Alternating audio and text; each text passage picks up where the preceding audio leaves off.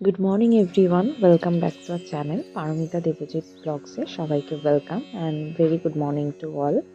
আজ সকাল সকাল আবারও উঠে গেছি, যাব একটা জায়গায়, সেই জন্য রেডি হতে হবে খুব তাড়াতাড়ি। তো রেডি হয়ে ছটপট করে তোমাদের সামনে চলে আসছি, আর কোথায় যাচ্ছি কি করছি সেগুলো তোমাদেরকে জানাচ্ছি।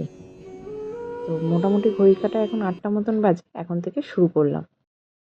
আজকের জন্য আরও একবার রেডি হয়ে গেছি আর বেরিয়ে পড়ছি। কোথায় যাচ্ছি সেটা তো এখনো বলিনি, চলো গিয়েই দেখা যাবে যে কোথায় এসছি, সেটা তোমাদের সাথে শেয়ার করব।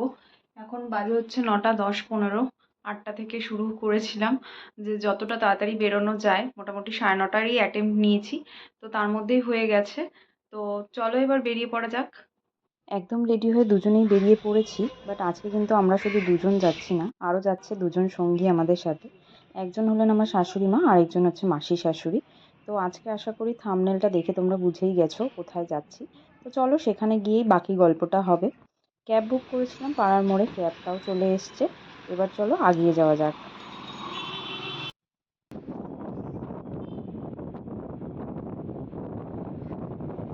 সকাল সকাল রাস্তা বেশ ফাঁকাই রয়েছে আপাতত, আর এটা ছিল সানডে মর্নিং। তো আমরা চলে এসেছি আজকে বোড়ালের ত্রিপুর সুন্দরী মন্দিরে। এটা আমার প্রেগনেন্সির ফার্স্ট ডে কোথাও ভিজিট মন্দিরে। তো আজকে আমরা এখানে এসেছি কারণ এই মন্দিরটা আমার শাশুড়ি মা খুব মানেন। আর এটা কোনো আলাদা কোনো রিচুয়ালস নয় আমার শ্বশুর বাড়ি, বাট এখানে একটা পুজো দেওয়া হয়। তো সেই পুজোটাই আজকে আমরা দিতে এসেছি। এই ত্রিপুর মন্দিরে আগে আমি এসেছি, দেবজিতের সাথেই এসেছি, ও নিয়ে এসেছিল। তখন মন্দিরটা পুরো আলাদা রকম ছিল, এখন চারিদিকটা পুরো আলাদা রকমভাবে সেজে উঠেছে। দেখে বেশ অবাকই হলাম, কারণ তখন দেখেছিলাম যে কাজ চলছিল, প্রায় 3-4 বছর আগের কথা বলছি।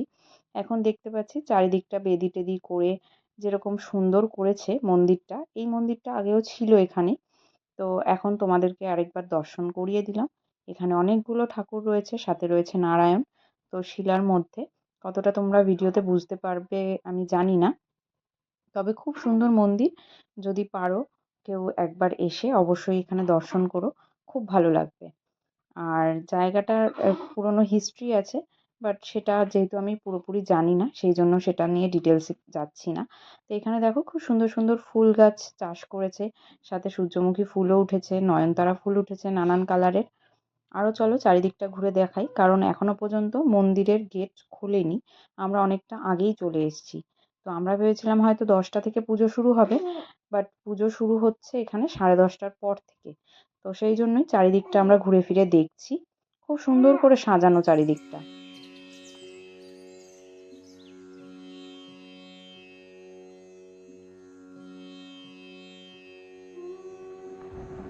মন্দিরের দরজা দেখতেই পাচ্ছ এখনো পর্যন্ত লক খোলেনি। তো আমরা এসে একদম দাঁড়িয়েই আছি যে কতক্ষণে খুলবে আর আমরা ঢুকে পড়বো।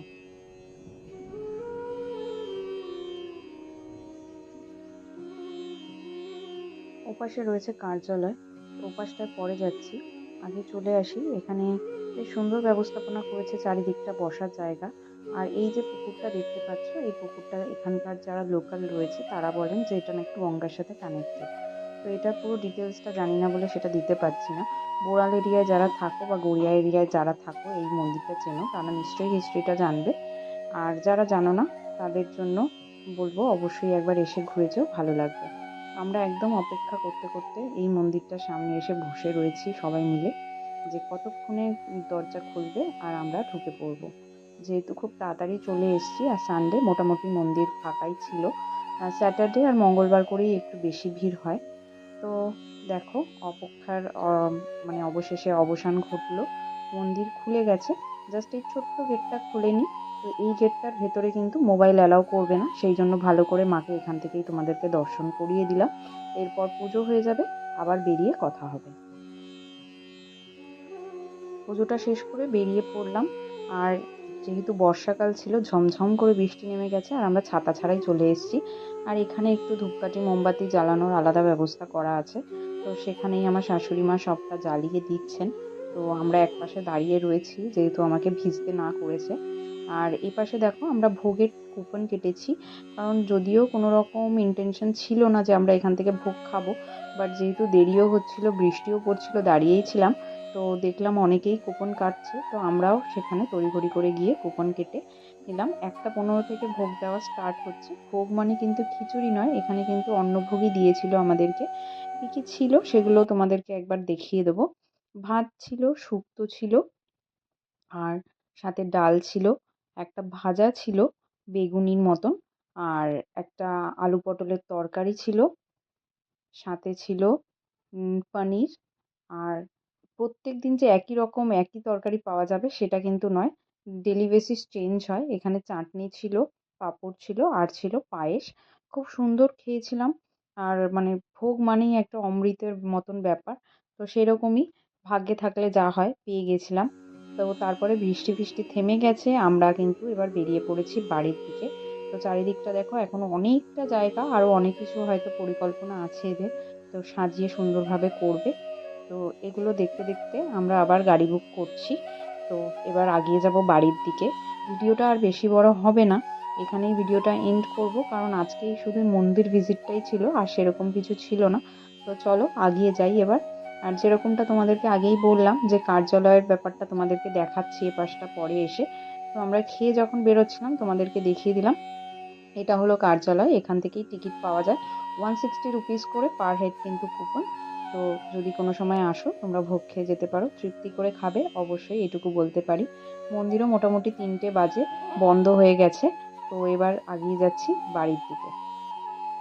বাড়ির দিকে এগিয়ে যেতে যেতে আজকে ভিডিওটা এখানেই শেষ করব।